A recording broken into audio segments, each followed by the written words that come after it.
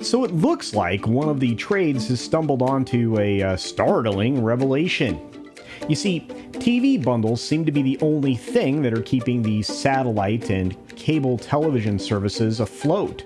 These bundles, they combine a bunch of specialized types of programming, like news, and essentially work in conjunction with the networks or broadcasters that own the rights to whatever it happens to be, if it's news, sports, whatnot, right? Specific films, specific types of television, whatnot.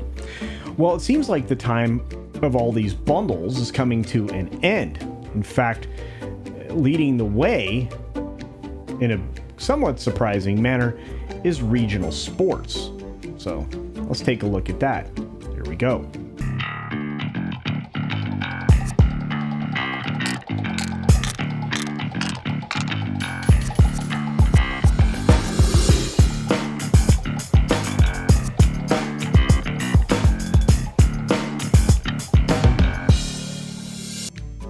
So as I mentioned, the Hollywood Reporter's out there talking about the fact that regional sports are starting to move away from being strictly in television bundles. This would be obviously what we mentioned, TV, cable providers, satellite TV providers, etc.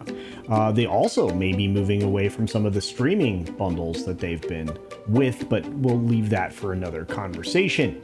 We have an article from the Hollywood Reporter, as I mentioned, that basically talks about a massive shift, starting with some pretty large entities, some regional sports networks that are venturing out on their own, which for whatever reason, people did not think would happen. So looking at the story, live sports are the glue keeping the pay TV bundle intact. It's a refrain that's become so common over the last decade that it is easy to take for granted, even as consumers increasingly turned to streaming services for their entertainment needs.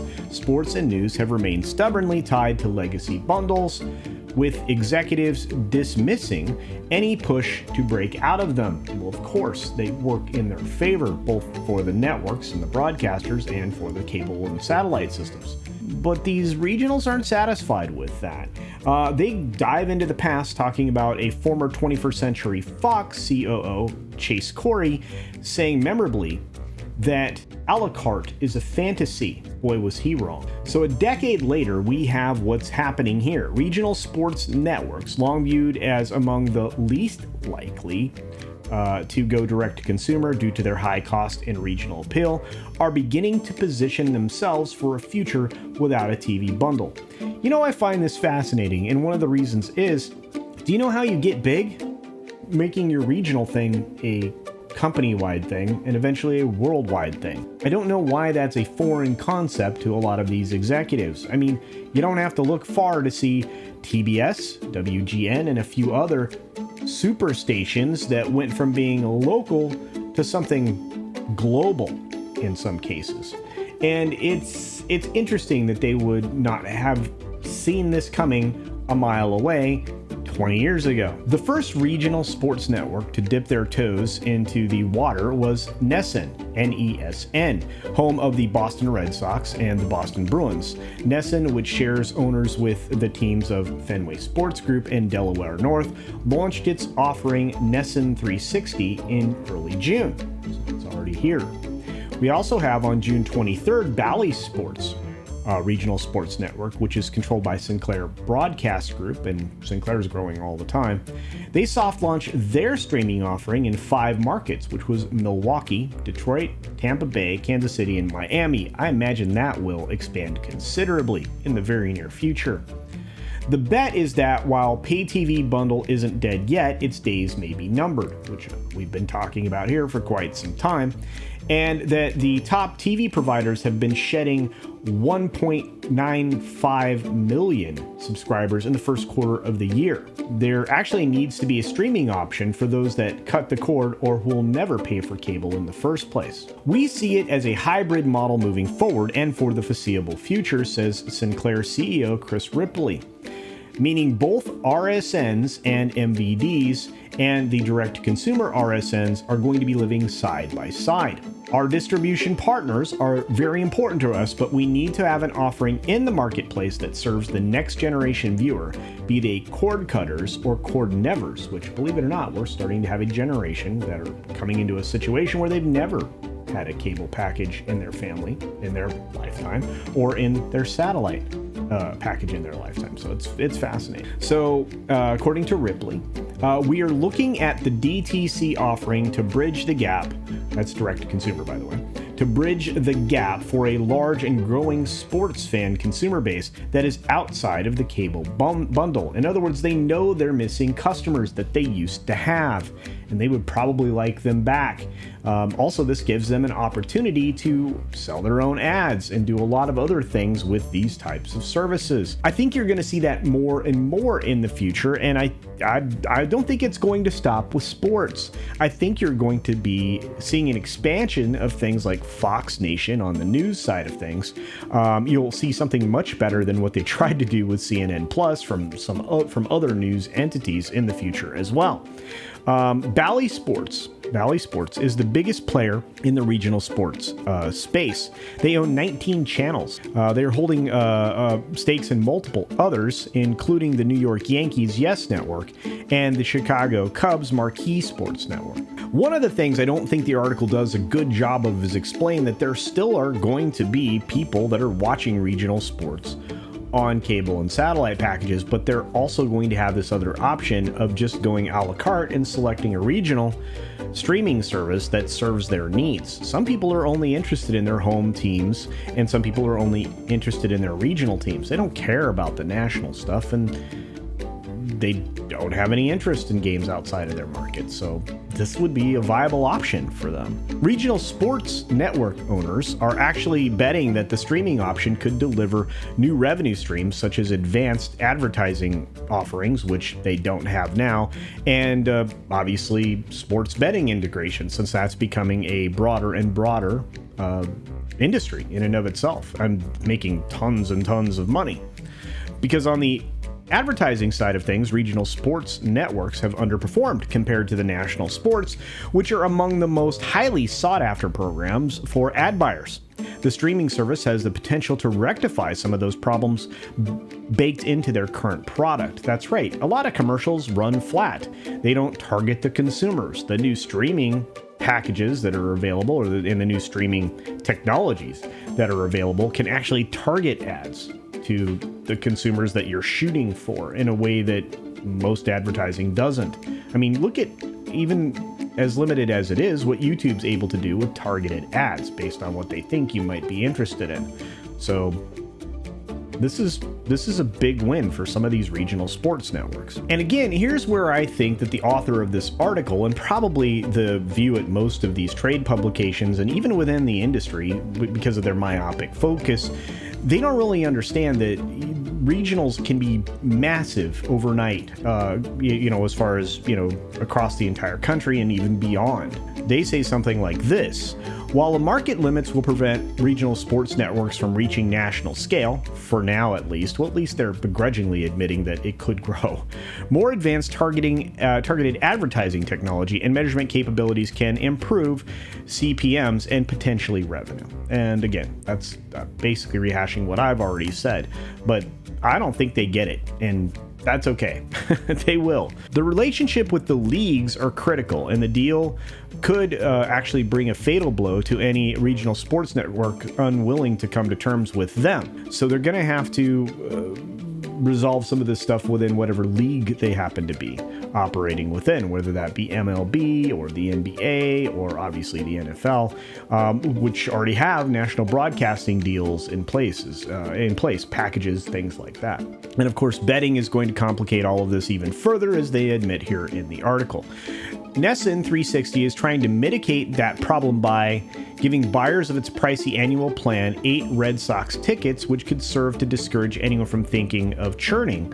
But other RSNs may need to develop their own strategies. NESN, after all, shares an owner with the Red Sox, making the ticket giveaway a relatively simple proposition. Yeah, because it's not really the ticket price, although that's a substantial source of revenue for these teams, but it's also the concessions and everything else that goes along with your visit to the ballpark. So, at least as far as the profitability side. Without a league-wide or multi-league type streaming platform like Sunday Ticket, which I think was a great thing for the NFL, and a revenue sharing structure, there is significantly increasing risk of closer subscription and engagement ties to on-the-field court/ice performance. As automatic linear pay TV basic tier subscriptions decay, which they have been for a long period of time, there may also be an increasing risk to the teams and leagues over the long term as well. Well, of course. First of all, you've turned off the fan bases, and, we can dive into the politics of all that at another time. But at the same time, you've made it more difficult to consume your product. Offering consumers an option to just watch your teams probably is more appealing than having to buy some kind of a upper tier TV bundle with their cable or satellite provider. But you have other entities entering the fray, such as Apple. Their recent deal, obviously, with MLS is going to be huge. Apple will be creating a new standalone paid MLS app that will have all of the league's games, as well as a variety of MLS games that will be streamed for free. You have national sports channels like ESPN weighing their own streaming futures, which we knew was coming because Disney just isn't getting anywhere with ESPN Plus, and people are not hanging around with their ESPN subscription because they're ditching cable and satellite, which is driving the customer numbers for ESPN down and making them look bad. Well, that's been happening for half a decade or more. Well, probably a full decade at this point in time. So without ESPN, a pay TV bundle is likely to fray even further if ESPN decides to pull themselves out of the cable and satellite subscription bundles, which I think they might do. What I find interesting is one of the biggest sports markets in the world is already deciding or trying to decide what they will do at the end of their contract with NBC. I'm speaking specifically to you Chicago sports fans out there, because the White Sox, Bulls, and the Blackhawks are in talks to launch their own regional sports network when their NBC sports contract comes up in 2024. So there's a lot of potential, and the teams see it. I see you being able to go to your television and whatever way you stream, and being able to actually pay for a channel that just gives you your team or your region or whatever. I see a la carte in the very near future. I think within 2 years you'll be able to do this for pretty much any sport here in the United States and probably around the globe, especially with entities such as Amazon and Apple entering the fray as they have, and you don't have to look very much farther than the F1 deal that was just cut out. Direct-to-consumer might be the only way you're going to be able to view these sports in the future. So with that being said, what do you think? Do you think that you'll be more likely to pick up a sports package and stream it rather than just subscribing to cable or satellite with a tier that is appropriate? You're probably going to save some money if you do. Outside of the cost for your internet and obviously the channel itself, you're going to have substantial savings over any of these sports bundles, especially if you're only focusing on one particular sport, one particular area, one particular team, or even a whole region. I think you could probably pick up 4 or 5 of these channels for much less than the top tier bundle sports tier that could be offered by your cable and satellite provider. There's the word. But I'm curious what you think, obviously. Do you think you would be interested in doing a direct-to-consumer streaming package? Do you think that the targeted advertising is something that these companies will lean heavily into? I think that's probably the case. But whatever your thoughts, please utilize the comment section down below and let me know. I'd like to have a conversation about it. This is the kind of stuff that's interesting to me. Maybe not appealing to everybody, but I think you're going to see more and more stuff go direct-to-consumer. And I think that could actually give the consumers even more power, which, believe believe me, if it does, we're in great shape because we'll be able to influence some of the decisions that they've been making at a base level with our wallets. Anyway, with that being said, be sure to support other independent creators out there. They could absolutely use the same kind of support that I could use, which would be to share out their video, comment, of course, hit the like button, and subscribe. That's pretty much all we're asking. If you value anything that we're delivering at any point in the day or month or whatever. Anyway, be sure to take care of yourself, take care of others, wash your hands, of course, because it's good hygiene. And until next time, bye.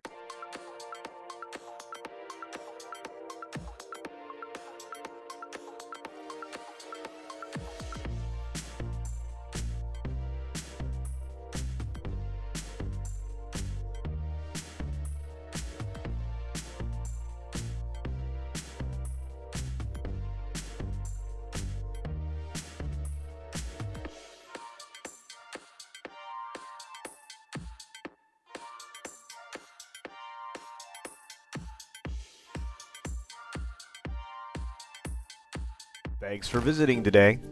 Be sure you're subscribed and hit that for alerts. Yay! Of course, like and share all of the videos that you can as it helps with the algorithm. Have a great day.